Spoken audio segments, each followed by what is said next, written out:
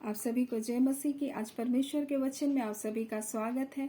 परमेश्वर पिता आज अपने वचनों के द्वारा आप सबको बहुत ऐसे आशीष को दे और वो आपसे बोले और बातचीत करे। आज हम लोग देखेंगे लूका 11 उसका 34 में इस प्रकार से लिखा है, तेरी शरीर का दिया तेरा आँख है, इसलिए जब तेरी आँख निर्मल है तो तेरा सारा शरीर भी उजियाला होगा, परंतु जब बुरी है तो बोलता है कि तेरा शरीर भी क्या होगा, अंधेरा होगा।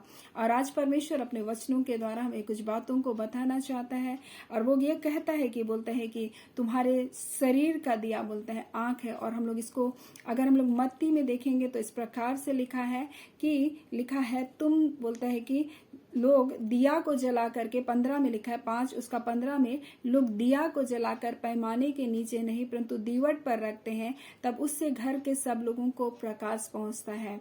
और ये घर के लोग कौन है बोलता है, और यीशु मसीह ये तो वचन में बता रहा है तुम्हारे शरीर का दिया बोलता है तुम्हारी आंख है। और यहाँ फिर बोल रहे हैं लोग दिया को जलाकर पैमाने के नीचे नहीं रखते परंतु दीवट पर रखते हैं, तब उससे घर के सब लोगों को क्या मिलता है, प्रकाश मिलता है बोल रहा है। और यीशु मसीह हमें बताना चाह रहा है कि तुम्हारी आंखों को जब तुम पृथ्वी पर और पृथ्वी की बातों पर और निचली बातों पर तुम रखोगे तो क्या होगा, तुम्हारा जीवन क्या होगा, तुम्हारा जीवन अंधेरा में होगा। और इसी बात को लिखा है उसी का लूका 11 उसका 33 को अगर हम लोग देखेंगे तो लिखा है, कोई मनुष्य दिया जलाकर तलघर में या पैमाने के नीचे नहीं रखता परंतु दीवट पर रखता है ताकि भीतर आने वालों को उजियाला पाए। और वहां बोलता है घर के लोग क्या पाए, उजियाला को पाए। और यहाँ लिखा भीतर आने वाले उजियाला को पाए, यानी यीशु मसीह हमें बता रहा है तुम्हारी आंखें अगर नीचे की ओर रहेगी, नीचे की बातों की ओर रहेगी और ऊपर की बातों पर नहीं रहेगी, स्वर्गीय बातों पर नहीं रहेगी, तो तुम्हारे मन में जो आने वाले विचार हैं,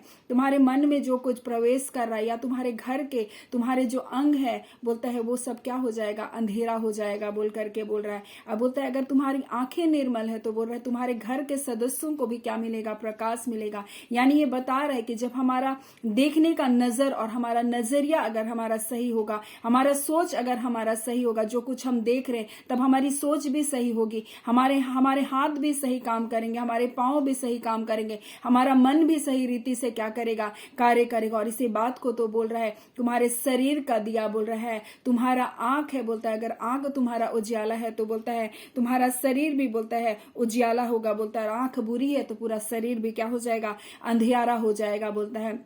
और इसीलिए तो परमेश्वर अपने वचन के द्वारा हमें सिखाना, हमें बताना चाह रहा। और इसलिए बोलता है यदि कोई अपने भाई से बैर रखे तो बोलता है वो अंधियारे में चलता है, अंधकार में चलता है बोलता है, और नहीं जानता कि वो किधर को जाता है बोलता है, क्योंकि अंधकार ने उनकी आंखों को क्या कर दिया, अंधा कर दिया बोल रहा है। इसलिए यीशु मसीह हमें बता रहा है तुम्हारे शरीर का दिया क्या है, बोलता है आंख है बोल रहा है। अगर तुम्हारी आंख बोलता है निर्मल है बोल रहा है, तुम्हारी आंख अगर पवित्र है बोल रहा है तो तुम्हारा सारा शरीर भी क्या होगा, पवित्र होगा, वो भी पवित्रताई के साथ चलेगा बोल रहा है। लेकिन अगर आंख अगर पवित्र नहीं है, आंख अगर गलत बातों को देख रहा, आंख अगर अभिलाषाओं को कर रहा है तो वो पूरा शरीर भी उन अभिलाषाओं के ऊपर क्या करेगा, चला जाएगा। इसलिए परमेश्वर अपने वचन के द्वारा हमें बताना चाह रहा है कि तुम्हारी आंखें क्या होनी चाहिए, निर्मल होनी चाहिए। इसलिए परमेश्वर का वचन हमें बताता है कि ये हमारा जो शरीर है, ये शरीर है बोलता है, ये शरीर क्या है, घर के सदस्य के रूप में यहाँ बोला, या फिर भीतर आने वाले जितने भी विचार है बोल रहा है। अगर आंख सही है, आंख अगर निर्मल है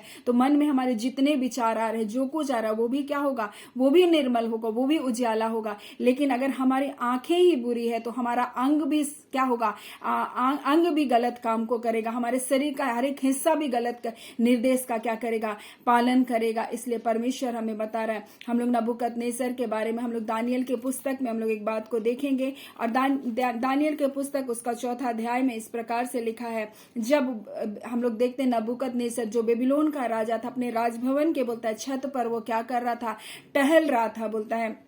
और तब उसने अपने साम्राज्य को देखा और देखा तब उसने कहा क्या यह बड़ा बेबीलोन नहीं जिसे मैंने अपने बल से बोलता है, अपनी सामर्थ से राजनिवास होने के लिए बोलता है, अपने प्रताप, अपनी बड़ा बोलता है प्रताप की बड़ाई के लिए बसाया है बोल रहा है। और यह वचन राजा के मुंह से बोलता है निकल ही ना पाया था कि आकाशवाणी हुई, हे राजा नबूकदनेस्सर तेरे विषय यह आज्ञा निकली, राज्य तेरे हाथों से निकल गया और तू मनुष्य के बीच से निकाला जाएगा और मैदान में पशुओं के संग रहेगा और बैल के समान घास खाएगा बोलता है। और 7 काल तुझ पर बीतेंगे जब तक तू यह ना जान ले कि परम प्रधान मनुष्यों के राज्य में प्रभुता करता है, जिसे चाहे वो उसे देता है।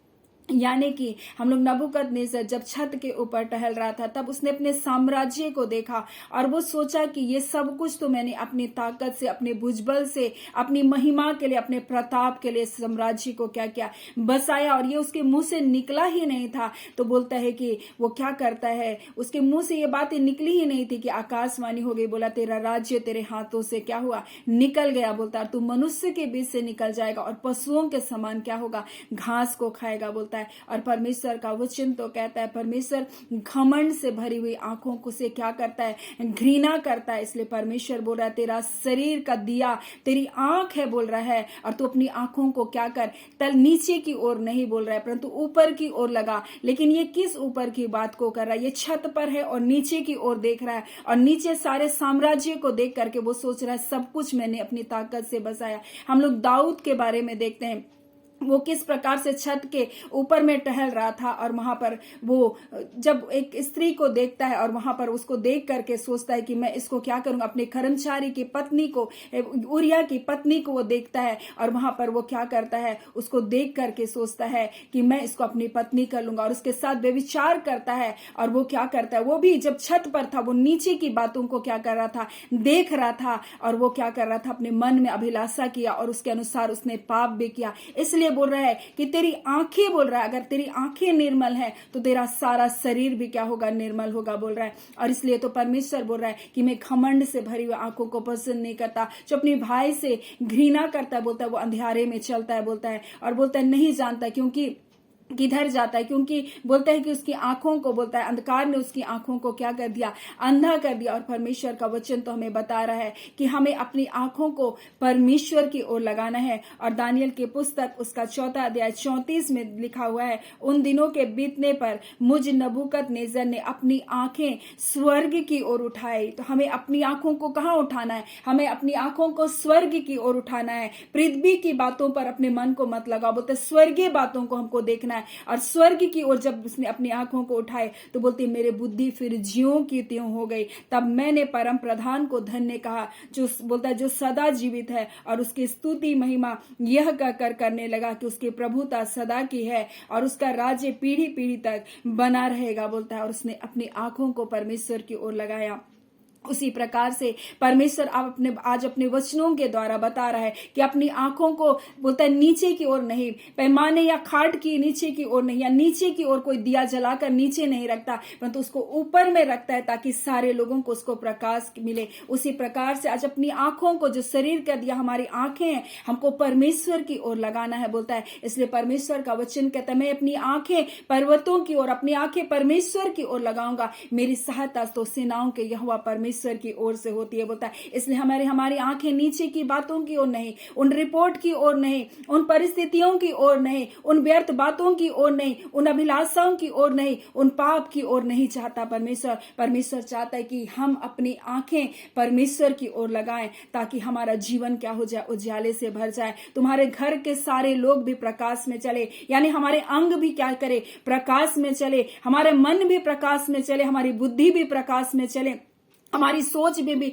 प्रकाश में चले। इसलिए परमेश्वर अपने वचन के द्वारा हमें नजर के बारे में और हमारे नजरिए के बारे में वो बता रहा है। और परमेश्वर ये बताना चाहता है कि तुम्हारा शरीर का दिया क्या है, तुम्हारी आंख है बोल रहा है। और मनुष्य तो जैसे देखता है वैसे क्या करता है, सोचता है बोलता है, और जैसे वो सोचता है बोलता है वो वैसा ही क्या करते जाता है, बनता जाता है बोलता है। इसलिए परमेश्वर बोल रहा है अगर तेरी आंखें निर्मल है तो पूरा तुम्हारा शरीर भी क्या होगा, उजियाला हो जाएगा बोल रहा है। तुम्हारे सारे अंग भी उजाले होंगे, तुम्हारे घर के सारे सदस्य भी क्या है, प्रकाश में चलेंगे। फिर वो अपने वचन में इस प्रकार से कहता है, इसलिए यदि तेरा सारा शरीर उजियाला हो और उसका कोई भाग अंधेरा ना रहे, तो सब का सब ऐसा उजियाला होगा जैसे उस समय होता है जब दिया अपनी चमक से तुझे उजाला देता है, बोल रहा है। यानी कि जब हमारी आंखें प्रकाशित होगी तो हमारा सारा अंग भी क्या होगा, प्रकाशित होगा, बोल रहा है। वो भी ऐसे चमकेगा जैसे दिया अपनी पूरी चमक में चमकता है। और परमेश्वर तो आज अपने वचनों के द्वारा हमें यही बताना चाहता है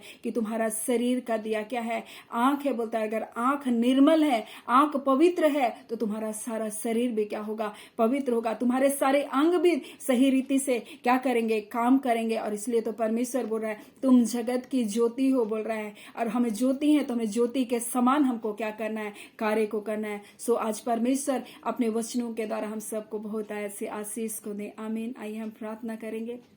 धन्यवाद देते हैं प्यारे पिता परमेश्वर, प्रभु यीशु के नाम से पिताजी हम आपके पास आते हैं। प्यारे पिता, हम आपका बहुत धन्यवाद देते खुदान परमेश्वर, इस वचन को आपने दिया पिता। इस वचन के द्वारा खुदान परमेश्वर हम में से प्रत्येक को पिता बहुत ऐसे आशीष को दीजिए, ताकि खुदावन परमेश्वर हम अपनी आंखों को प्रभु जी व्यर्थ बातों की ओर नहीं, पाप की ओर नहीं प्रभु, गलत वीडियोस की ओर नहीं प्रभु, गंदी बातों की ओर नहीं प्रभु, लड़ाई झगड़े की ओर नहीं प्रभु, व्यर्थ बातों की ओर नहीं प्रभु, घमंड की बातों की ओर नहीं प्रभु, परंतु पिता हम आपकी ओर पिता अपने आंखों को लगा सके। प्यारे पिता, हम आपके उस सामर्थ को देख सके परमेश्वर पिता, जो आप अपने बच्चों के लिए प्रकट करते खुदान। हाँ खुदान परमेश्वर, हो सकता है प्रभु जी आज आपके बच्चों की आंखें उन व्यर्थ बातों में है परमेश्वर पिता, उस डॉक्टर की रिपोर्ट में है परमेश्वर पिता, जिससे उनका जीवन घुलता जा रहा है खुदान प्रभु, परंतु आज पिता वो अपनी आंखों को आपकी ओर लगा रहे पिता, आपकी ओर अपनी आंखों को उठा रहे प्रभु, क्योंकि आपने कहा पिता तुम्हारे शरीर का दिया आंख है प्रभु जी। हाँ खुदान परमेश्वर, व्यर्थ बातों से हटकर प्रभु वो आपकी ओर देख रहे हैं खुदान परमेश्वर,